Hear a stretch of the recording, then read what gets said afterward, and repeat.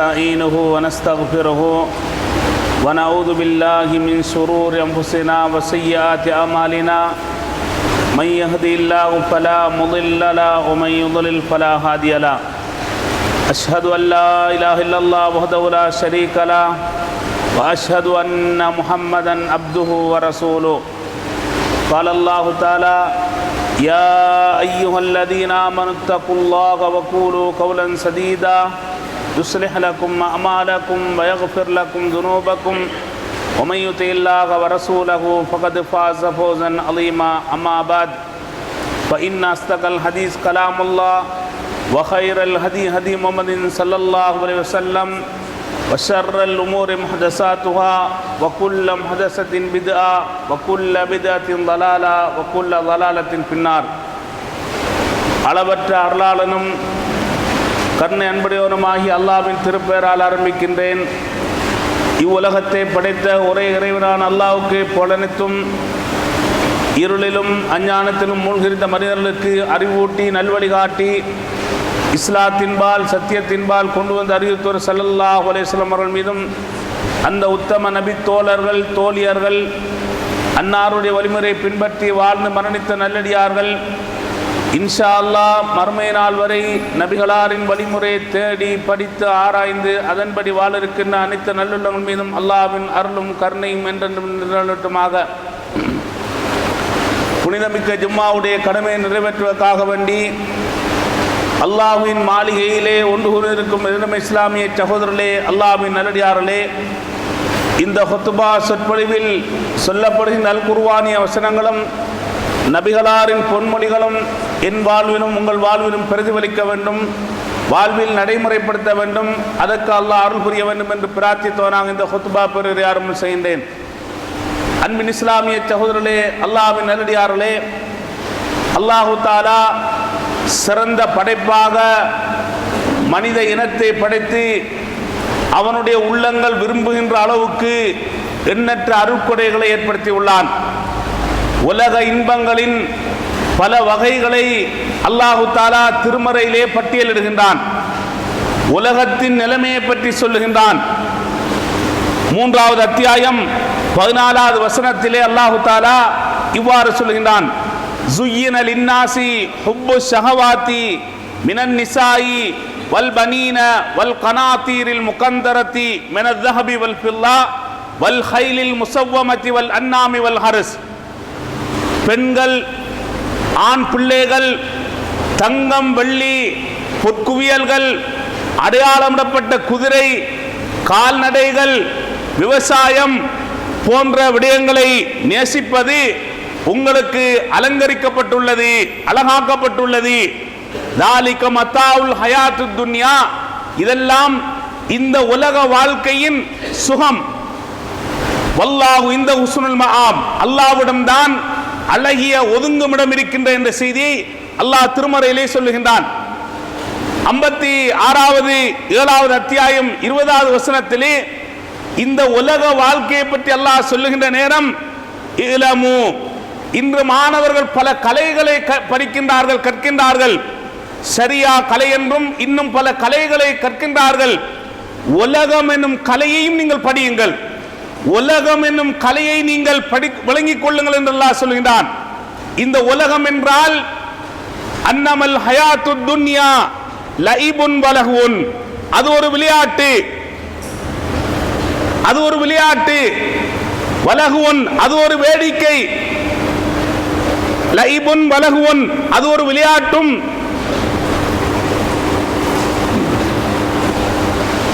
இந்த உலக வாழ்க்கை என்பது விளையாட்டும் வேடிக்கையும். வதஃபாஹுரும் பைனக்கும், நீங்கள் உங்களுக்கு மத்தியில் பெருமை அடித்துக் கொள்வது. வதகாசுருன் ஃபில் அம்வாலி வல் அவுலாத், அதுபோன்று நீங்கள் பிள்ளைகளை அதிகரித்துக் கொள்வதிலும், நீங்கள் சொத்து செல்வங்களை சேகரிப்பதிலும் போட்டி போட்டுக் கொள்வது. இதுதான் உலக வாழ்க்கை என்ற செய்தியை அல்லாஹு தஆலா, இதுதான் உலகம் என்ற செய்தியை சொல்லுகின்றான்.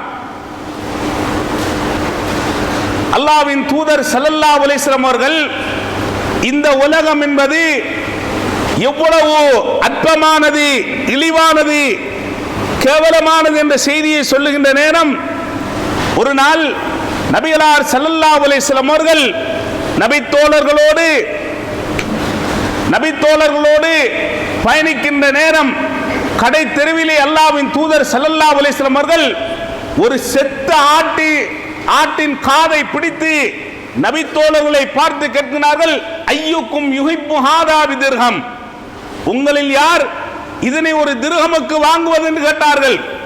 நபித்தோழர்கள் நபிகளாரை பார்த்து கேட்கிறார்கள், அல்லாஹ்வின் தூதரே, இது குறைபாடு உள்ளதாக இருக்கின்றது, காது கிழிக்கப்பட்ட நிலைமையில் இருக்கின்றது. அல்லாஹ்வின் தூதர் ஸல்லல்லாஹு அலைஹி வஸல்லம் கேட்கிறார்கள், யார் இதனை இலவசமாக பெற்றுக் கொள்வது? அப்போது நபிகளாருக்கு நபித்தோழர்கள் சொல்கிறார்கள், உயிரோடு இருந்தாலே இதிலே குறைபாடு இருக்கின்றது, காது கிழிக்கப்பட்ட நிலைமையில் இருக்கின்றது, செத்த பிணமாக இருக்கின்றது, இதை கொண்டு நாங்கள் என்ன செய்வது யா ரசூலல்லாஹ் என்று கேட்டபோது நபிகளார் ஸல்லல்லாஹு அலைஹி வஸல்லம் அவர்கள் அல்லாஹ்வின் தூதர் நபித்தோழர்களுக்கு சொல்லுகிறார்கள், உங்களுடைய பார்வையில் இந்த செத்த ஆடு எவ்வளவு கேவலமானதோ, இழிவானதோ, அற்பமானதாக நினைக்கின்றீர்களோ, அதை விட அல்லாஹ்வுடைய பார்வையில் இந்த உலகம் என்பது இழிவானது, கேவலமானது என்ற செய்தியை நபிகளார் ஸல்லல்லாஹு அலைஹி வஸல்லம் அவர்கள் நபித்தோழர்களுக்கு வகுப்பறை பாடத்தை விட சந்தர்ப்பத்தை சவாலாக பயன்படுத்தி இந்த உலகம் அற்பமானது, இழிவானது, கேவலமான என்ற செய்தியை நபித்தோழர்களுக்கு பாடம் போட்டுகிறார்கள்.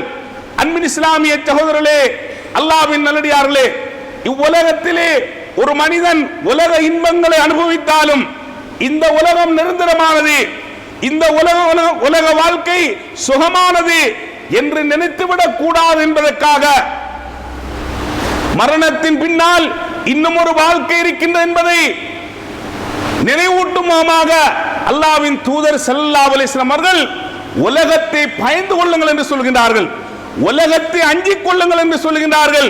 உலகத்திலே அல்லாஹு தஆலா நிறைய இன்பங்களை, அருட்கொடைகளை எமக்கு தந்திருக்கின்றான், அனைத்திலும் எமக்கு சோதனைகள் இருக்கின்றது. நபிகளார் ஸல்லல்லாஹு அலைஹி வஸல்லம் சொல்கிறார்கள், இன்ன துன்யா ஹுல்வத்துன் ஹலிரா, இந்த உலகம் இருக்கின்றது இனிமையானது, பசுமையானது. வ இன்னல்லாஹ முஸ்தஹ்லிபுக்கும் ஃபீஹா, அல்லாஹ் அவனுடைய பிரதிநிதியாக உங்களை பொறுப்புதாரிகளாக நியமித்திருக்கின்றான், ஆக்கியிருக்கின்றான். ஃபயன்துரு கைஃப தஅமலூன், என்ன செய்கின்றீர்கள், என்ன செயல்பாட்டில் ஈடுபடுகிறீர்கள் என்பதை அல்லாஹ் அவதானித்துக் கொண்டிருக்கின்றான், பார்த்து கொண்டிருக்கின்றான், உற்று நோக்கி கொண்டிருக்கின்றான். ஃபத்தகுத் துன்யா வத்தகுன் நிசா, பெண்கள் விஷயத்தில் அல்லாஹ்வை பயந்து கொள்ளுங்கள், உலக விஷயத்தில் அல்லாஹ்வை பயந்து கொள்ளுங்கள்.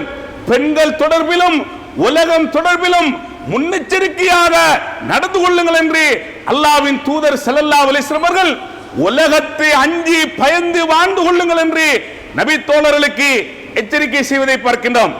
அல்லாஹ்வின் தூதர் ஸல்லல்லாஹு அலைஹி வஸல்லம் அவர்கள் இந்த உலக விஷயத்தில் எந்த அளவுக்கு பயந்திருக்கின்றார்கள் தெரியுமா? இந்த சமுதாய மக்களுக்கு நபிகளார் ஸல்லல்லாஹு அலைஹி வஸல்லம் அவர்கள் முன்னெச்சரிக்கை செய்திருக்கின்றார்கள். நீங்கள் ஜாக்கிரதையாக இருந்து கொள்ள வேண்டும் என்று அல்லாஹ்வின் தூதர் எச்சரிக்கை செய்தார்கள். புகாரியில் வரக்கூடிய செய்தி, அல்லாஹ்வின் தூதர் ஸல்லல்லாஹு அலைஹி வஸல்லம் அவர்கள் பஹ்ரைன் நாட்டுக்கு ஜிஸ்யா வரியை அறவிடுவதற்காக அபூ உபைதா பின் ஜர்ராஹ் என்று சொல்லக்கூடிய நபித்தோழரை அனுப்புகின்றார்கள். இந்த நபித்தோழர் ஜிஸ்யா வரியை எங்கே வசூலித்து நிதிகளோடு வருகின்றார், மதீனாவை வந்தடைகின்றார். இவர் மதீனாவை வந்தடைகின்றார் என்ற செய்தி அன்சாரி நபித்தோழர்களுக்கு காதுகளுக்கு எட்டுகின்றது. இவர்களும் பள்ளியை நோக்கி வருகின்றார்கள். ஃபஜ்ருடைய நேரமாகி விடுகின்றது. அல்லாஹ்வின் தூதர் ஸல்லல்லாஹு அலைஹி வஸல்லம் அவர்கள் இந்த நபித்தோழர்களை காணுகின்றார்கள், புன்முறுவல் பூக்கின்றார்கள். நபிகளாரோடு அன்சாரி நபித்தோழரும் ஃபஜ்ர் தொழுகை ஜமாத்தோடு தொழுகின்றார்கள்.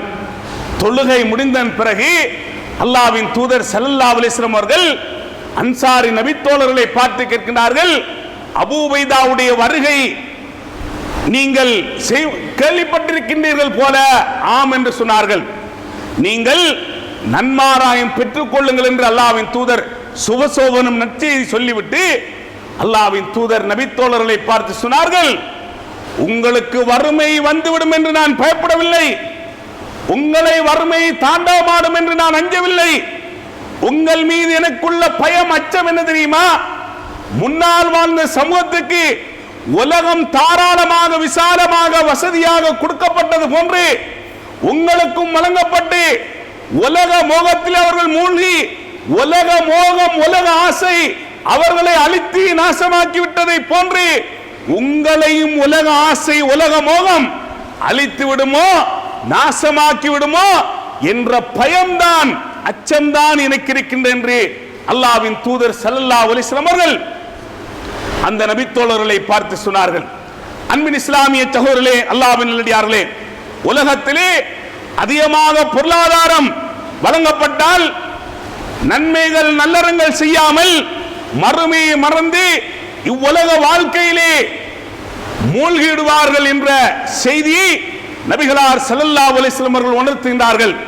அன்பின் இஸ்லாமிய சகோதரர்களே, அல்லாஹ்வின் நல்லடியார்களே, அல்லாஹ்வின் தூதர் ஸல்லல்லாஹு அலைஹி வஸல்லம் அவர்கள் எந்த விஷயத்தில் அதிகமாக அஞ்சினார்களோ பயந்தார்களோ அதைத்தான் மனிதன் அதிகமாக நேசிக்கின்றவனாக விரும்புகின்றவனாக இருப்பதை பார்க்கின்றோம்.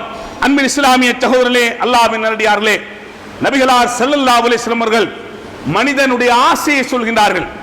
மனிதனுடைய உள்ளம் ஆசைப்படுகின்ற விடயத்தை பற்றி சொல்கின்ற நேரம் முதியவனுடைய மனம் கூட இரண்டு விடயங்களை நேசிப்பதிலே இளமையாக இருக்கின்ற என்று சொன்னார்கள்.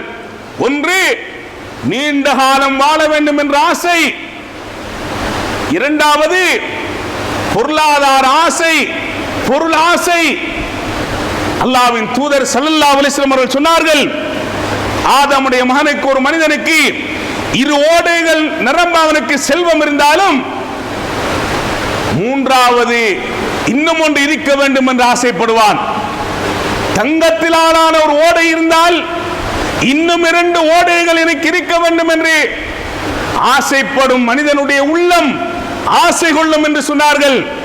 மண்டான் அவனுடைய வாயை நிரப்பும் என்று அல்லாஹ்வின் தூதர் ஸல்லல்லாஹு அலைஹி வஸல்லம் அவர்கள் உள்ளம் ஆசைப்படும், அதற்கு கட்டுப்பாடு விதிக்க வேண்டும், பக்குவப்படுத்திக் கொள்ள வேண்டும் என்ற செய்தி அல்லாஹ்வின் தூதர் ஸல்லல்லாஹு அலைஹி வஸல்லம் அவர்கள் சொல்லுவதை பார்க்கின்றோம்.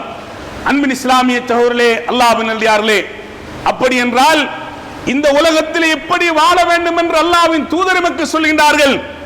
உலகத்திலே நீங்கள் வாழ வேண்டாம் என்று சொல்லவில்லை, நடுத்தரமான வாழ்க்கையை நீங்கள் கடைபிடிங்கள் என்று சொல்கின்றார்கள். உலகத்தை நீங்கள் உள்ளத்தில் வைக்க வேண்டாம், உள்ளம் கையில் வைங்கள் என்று சொன்னார்கள். உலகத்தை உள்ளத்தில் வைப்பது வேறு, உள்ளம் கையில் வைப்பது வேறு. உலகத்தை உள்ளத்தில் வைத்தால் இலகுவாக அகற்ற முடியாது, உள்ளம் கையில் வைத்தால் தூக்கி வீசிவிட்டு போய்விடலாம். அல்லாஹ்வின் தூதர் ஸல்லல்லாஹு அலைஹி வஸல்லம் அவருடைய முன்னறிவிப்பு எதிர்குரலை பார்க்கின்றோம். பசிபிடித்த பிராணிகள் உணவு தட்டை நோக்கி வேகமாக விரைந்து பாய்ந்து வருவதை போன்று உங்கள் மீது மாற்று மதத்தவர்கள் அடர்ந்தேறுவார்கள், உங்களை பந்தாடுவார்கள், நீங்கள் நசுக்கப்படுவீர்கள், உங்கள் குரல் வலை நசுக்கப்படும். அல்லாஹ்வின் தூதரே, அந்த காலத்தில் நாங்கள் சிறுபான்மையினராக இருப்போமா? மக்கள் தொகையில் குறைந்தவர்களாக இருப்போமா? இல்லை. நீங்கள் அதிகமான மக்கள் தொகையை கொண்டவர்களாக இருப்பீர்கள் என்றாலும் வெள்ளத்தில் அடிபட்டு செல்லும் சருகளை போன்று, வெள்ளத்தில் அடிபட்டு செல்லும் கூலங்களை போன்று, வெள்ளத்தில் மிதந்து செல்லும் நுரைகளை போன்றிருப்பீர்கள். அதுக்கு தெற்கு இல்லை, திசை இல்லை, வலுவில்லை, சக்தி இல்லை. இது போன்று நீங்கள் காணப்படுவீர்கள். உங்களுடைய உள்ளத்திலே அல்லாஹு தஆலா எதிரிகளை பற்றிய, எதிரிகளுடைய உள்ளத்திலே உங்களை பற்றி அச்சத்தை அல்லாஹ் கலட்டி எடுத்து விடுவான். உங்களை வகுன் பலகீனம் தட்டிவிடும். அல்லாஹ்வின் தூதரே, வகுன் என்றால் என்ன யா ரசூலல்லாஹ்? ஹுப்புத் துன்யா வ கராஹியத்துல் மௌத். உலக ஆசை, உலக மோகம், உலக இன்பம், மரணத்தை வெறுப்பது. உலக ஆசையை சுமந்து கொண்டு மரணத்தை வெறுத்துக் கொண்டு எதிரிகளுடைய சவால்களுக்கு முகம் கொடுக்க முடியாது, எதிர்நீச்சல் போட முடியாது. அல்லாஹ்வின் தூதர் ஸல்லல்லாஹு அலைஹி வஸல்லம் அவர்கள் இந்த உலகத்திலே நடுத்தரமான வாழ்க்கையை வாழுங்கள் என்று சொல்கின்றார்கள்.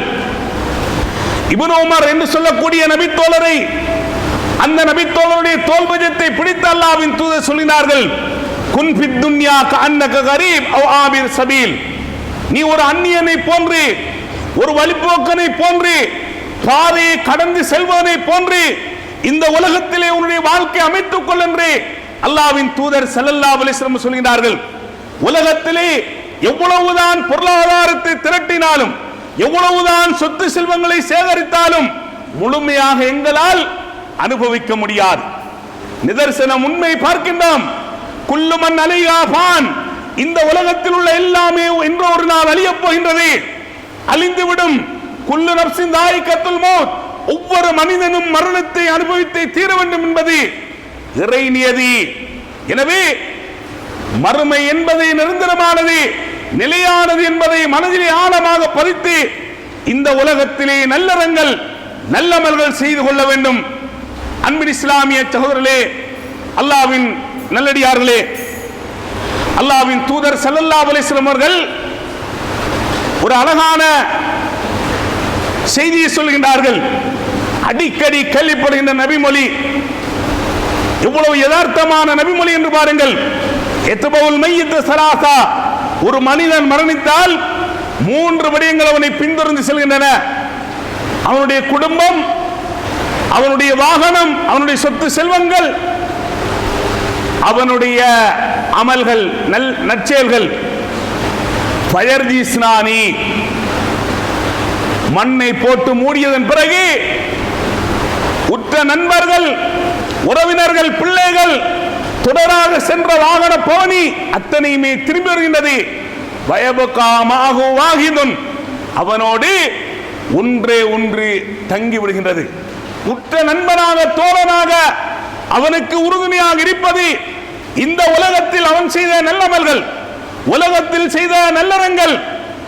எங்களோடு ஒன்றாக உட்கார்ந்து பேசிக் கொண்டிருந்தவர்கள், இரவிலே உட்கார்ந்து கைத்துக் கொண்டிருந்தவர்கள், பாதையிலே உட்கார்ந்து பேசிக் கொண்டிருந்தவர்கள், எங்களுடைய வியாபார தொடர்பில் உள்ள நண்பர்கள் எல்லாம் மையவாடி வரைக்கும், மன்னரை அந்த மையவாடி வரைக்கும் வருவார்கள்.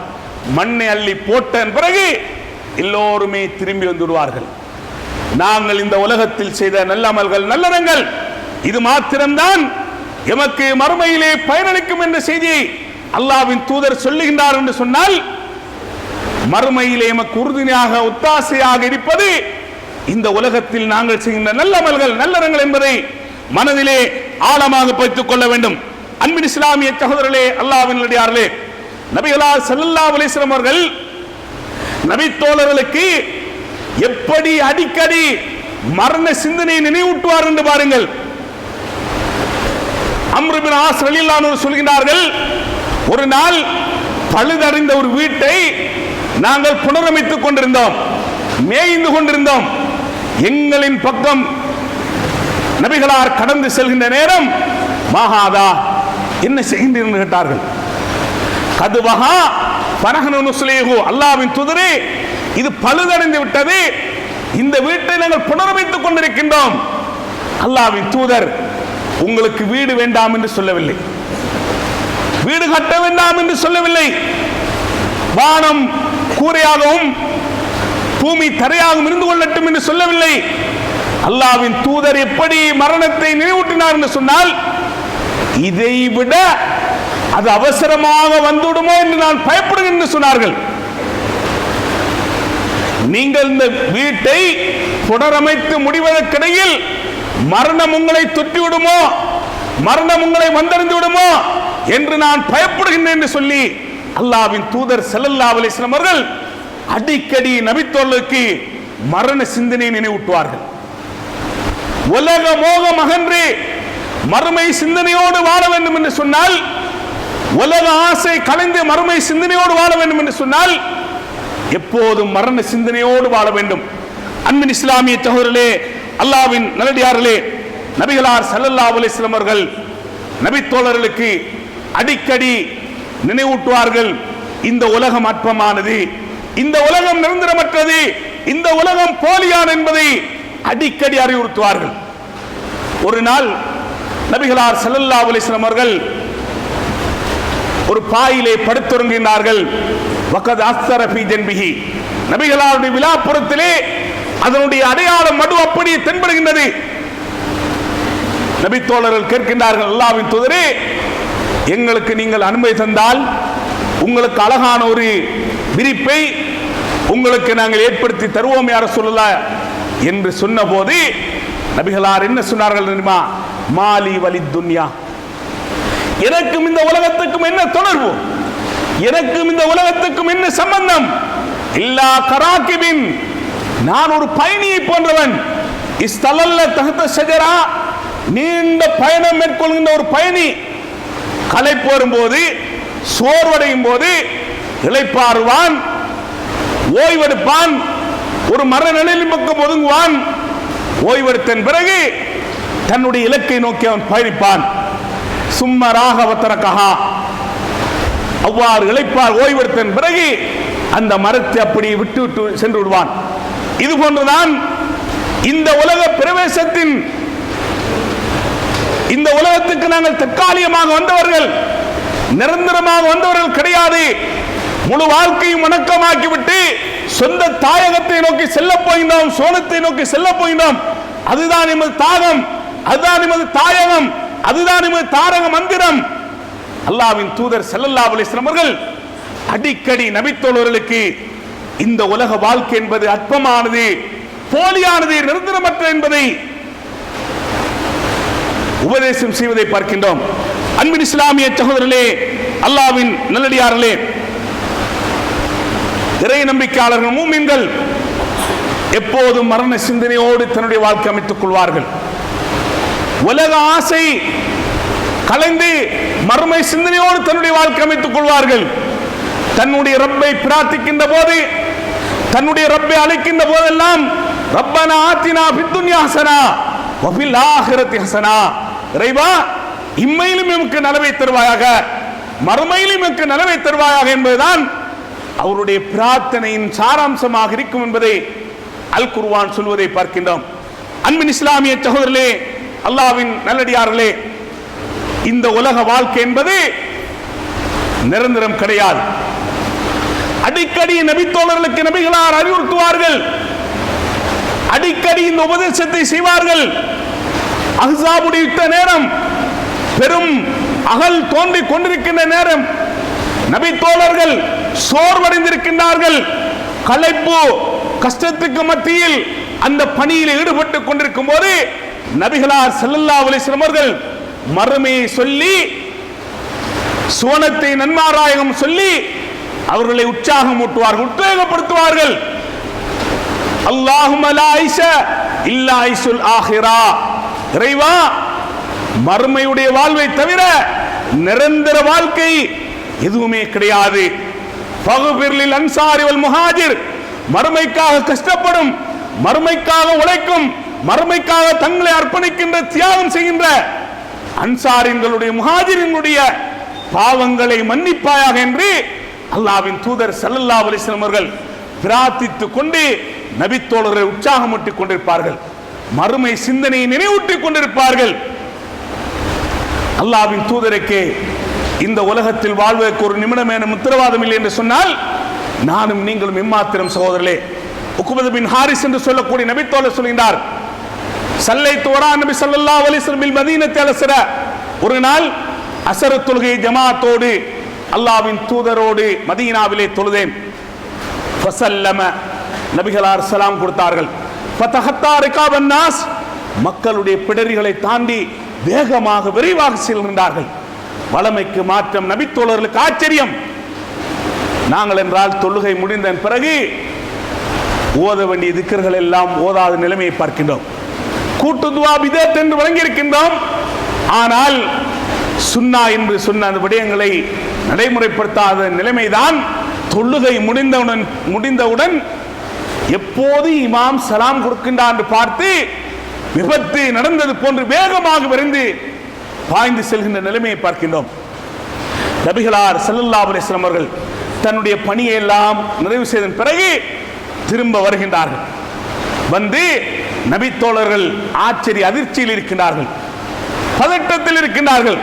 நபிகளார் தான் வேகமாக விரைவாக சென்ற அந்த காரணத்தை விளக்குகின்றார்கள். அசர் தொழுகைக்கு வருவதற்கு முன்னால் ஏழைகளுக்கு சேர வேண்டிய நிதிகளை பங்கீடு செய்து கொண்டிருந்தேன். அசர் தொழுகையானவுடன் நான் ஜமாத்துக்கு வந்து விட்டேன்.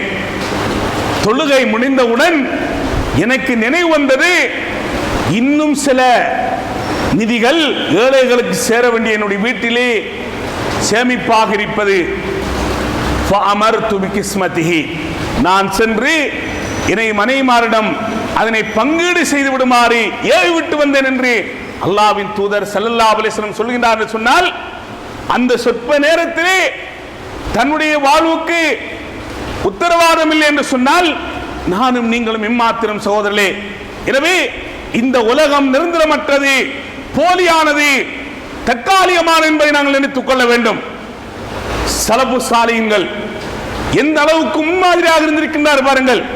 இயாஸ் பின் கதாதா என்று சொல்லக்கூடிய சலபு சாலிஹீன்களில் ஒருவர் தன்னுடைய தாடியிலே நரைத்த முடியை காணுகின்ற நேரம் சொல்லுவார், என்னை மரணம் திரட்டி கொண்டு வருகின்றது, என்னை மரணம் என்னை துரத்தி கொண்டு வருகின்றது என்று சொல்லுகின்றவர்களாக இருந்திருக்கின்றார் என்று சொன்னால், அந்த அளவுக்கு மரண சிந்தனையோடு நபிகளார், நபித்தோழர்கள், நல்லடியார்கள் தன்னுடைய வாழ்க்கையை அமைத்துக் கொண்டதை பார்க்கின்றோம்.